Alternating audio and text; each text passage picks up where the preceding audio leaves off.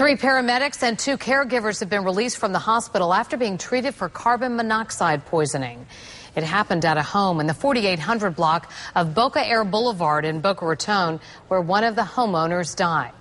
News Channel 5's Rochelle Ritchie has new information on a woman who was also exposed and spoke with firefighters who are now back on the job. Rochelle? Well, Kelly, Hyman Portnoy's wife is now listed in fair condition at St. Mary's Medical Center. Tonight, Delray Beach Fire Captain David Simmons is breathing better and back on the job after he and several other firefighters were exposed to what many call a silent killer.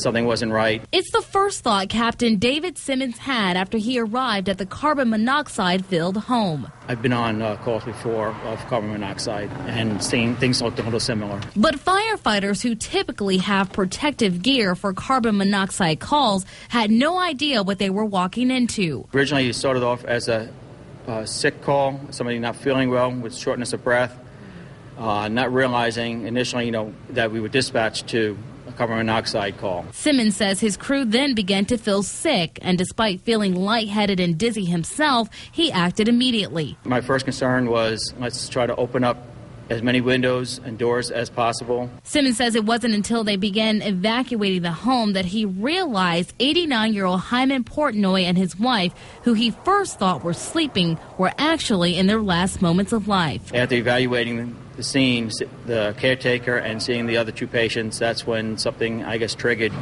in my brain. Portnoy was taken to Delray Medical Center, where he died. Police say he left his car running in the garage after returning from a haircut 12 hours before anyone was called for help.